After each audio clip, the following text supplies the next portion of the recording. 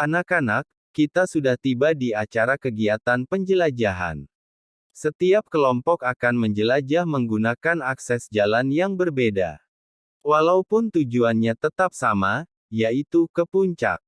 Di sana sudah standby Pak Agus dan Pak Alvin. Terlihat kepala sekolah yang sedang berbicara dengan lantang dikelilingi oleh semua murid yang mengikuti acara camping. Kemudian sang kepala sekolah meneruskan perkataannya kembali. Setiap kelompok memiliki akses jalan yang berbeda, karena itulah kalian harus mengikuti tanda panah yang berwarna putih, agar tidak tersesat. Dan selama dalam perjalanan dari sini sampai ke puncak, kalian harus fokus mencari kain berwarna merah. Pemenangnya adalah kelompok yang berhasil membawa kain merah dengan jumlah paling banyak. Sebelum jam 3 sore, kalian semua harus berkumpul di puncak. Kalau ada yang belum kalian pahami, silahkan kalian boleh bertanya. Semua murid yang ada di sana menggelengkan kepala. Sama sekali tidak ada yang perlu dipertanyakan lagi. Karena mereka sudah paham dengan semua yang sudah dijelaskan oleh Pak Nurdin. Pak Nurdin pun tersenyum, dia merasa sudah cukup memberikan arahan kepada semua murid yang ada di sana. Baiklah, kalau begitu lebih baik kita mulai saja acara penjelajahan ini. Tapi sebelum itu, kalian harus cek lagi apakah perlengkapan kalian sudah lengkap atau belum. Terlihat Rahel yang tidak fokus mendengarkan penjelasan dari Pak Nurdin. Dia mengedarkan pandangannya mencari keberadaan Maxime. Mengapa sedari tadi dia tidak melihat keberadaan pria itu? Apakah mungkin dia sudah pergi? Rahel pikir setelah kejadian semalam, hubungan mereka semakin ada kejelasan, ketika dia melihat bagaimana Maxime memandanginya dengan begitu dalam. Tapi pria itu malah pergi begitu saja, tanpa berpamitan dulu kepadanya. Di hutan ini gak ada sinyal ternyata. Keluh Chika yang sedang berjalan sambil mengangkat tinggi-tinggi ponselnya ke atas. Yes, kita dapat kain merah. Seru Rahel sambil membawa kain berwarna merah yang telah dia dapatkan di balik semak-semak di hutan sana. Walaupun sebenarnya dia sangat merasa kesal kepada Maxime, setelah mendapatkan jatah darinya, pria itu pergi begitu saja tanpa berpamitan kepadanya, tapi Rahel harus fokus mengikuti kegiatan penjelajahan ini. Ketiga temannya pun berseru kegirangan, seakan mereka telah mendapatkan jackpot. Saat ini Rahel, Gaby, Chika, dan Dini sedang melakukan penjelajahan sambil mencari keberadaan kain berwarna merah. Mereka harus mendapatkan kain dengan jumlah yang banyak, agar bisa memenangkan perlombaan ini. Wah! Kayaknya di atas pohon itu ada kain merah lagi. Seru Dini sambil menunjuk ke arah pohon yang jaraknya cukup jauh. Gaby, Chika, dan Dini pun segera berlarian menuju ke arah pohon. Mereka harus melewati semak-semak sambil mencari kayu atau bambu agar bisa membawa kain merah di atas pohon tersebut. Sedangkan Rahel, dia sangat terkejut ketika menyadari bahwa kalung pemberian dari Maxime tiba-tiba tidak ada pada lehernya. Loh kalungku. Rahel pun segera mengedarkan pandangannya sambil berjalan menunduk ke bawah untuk mencari kalung. Mungkin bagi Rahel kalung tersebut sangat berarti untuknya, sehingga dia harus menemukan kalung tersebut. Dari kejauhan, terlihat ada seseorang yang sedang memperhatikan Rahel di balik semak-semak. Pria itu pun tersenyum smirk sambil menggenggam kalung milik Rahel. Kemudian dia merubah arah tanda panah. Yang seharusnya belok ke arah kanan, kini tanda panah tersebut menunjukkan ke arah yang berlawanan. Loh Rahel mana?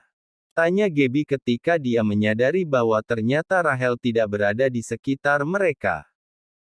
Dini dan Chika yang sedang berusaha untuk mengambil kain merah di atas pohon dengan bambu, keduanya pun terbelalak setelah menyadari bahwa Rahel tidak ada di sana.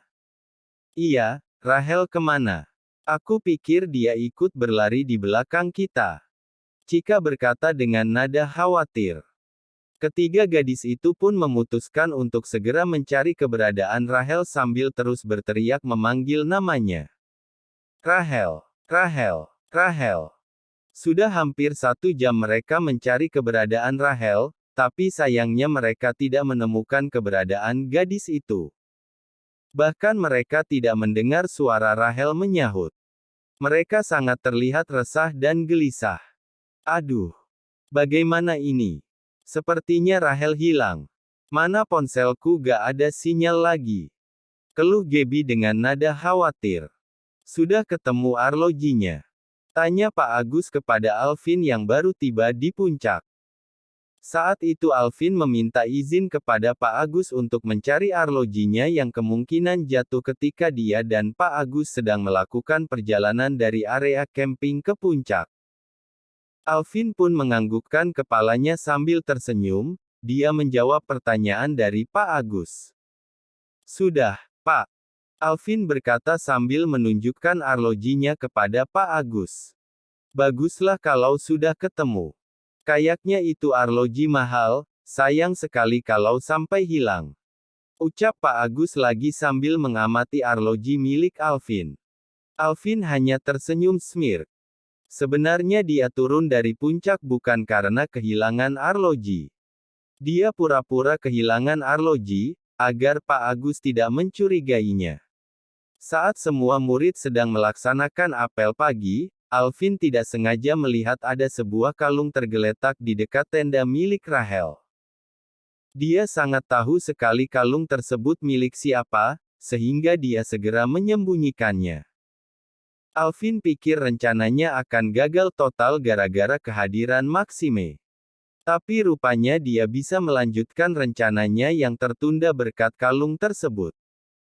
Sedari tadi dia sedang memantau Rahel dan ketiga temannya dari kejauhan, menunggu waktu yang tetap untuk dia memindah arah tanda panah jika Rahel sudah menyadari kalungnya telah hilang. Tak lama kemudian terdengar suara teriakan Gaby, Dini, dan Chika. Mereka bertiga sedang berlarian menuju puncak. Ingin meminta bantuan kepada Alvin dan Pak Agus. Pak Agus. Pak Alvin. Alvin dan Pak Agus saling melirik ketika mendengar suara teriakan ketiga gadis itu. Mereka berdua pun segera berlari mendekati sumber suara. Ada apa? Kenapa kalian terlihat gelisah seperti itu? Tanya Pak Agus kepada Gaby, Dini, dan Chika.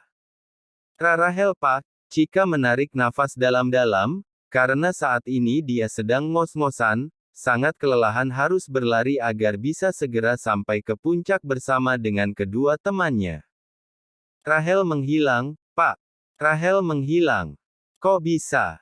Alvin pura-pura terkejut mendengarnya. Kami pikir Rahel ikut berlari di belakang kami ketika kami ingin mengambil kain merah. Sepertinya Rahel tersesat. Tolong bantu kami untuk mencari Rahel, Pak. Gaby berkata sambil menangis. Karena takut terjadi sesuatu kepada sahabatnya itu. Hari ini kegiatan penjelajahan terpaksa harus dihentikan, karena semua guru laki-laki harus mencari keberadaan Rahel yang tak kunjung ditemukan. Begitu pula dengan Alvin, pria itu nampak frustasi. Dia mencoba mencari ke arah tanda panah yang sempat dia rubah arahnya. Tapi ternyata dia sangat kesulitan untuk mencari keberadaan gadis itu.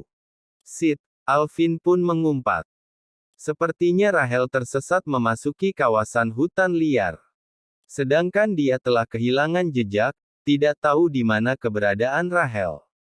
Tapi walaupun begitu, Alvin tidak akan pernah menyerah untuk mencari Rahel.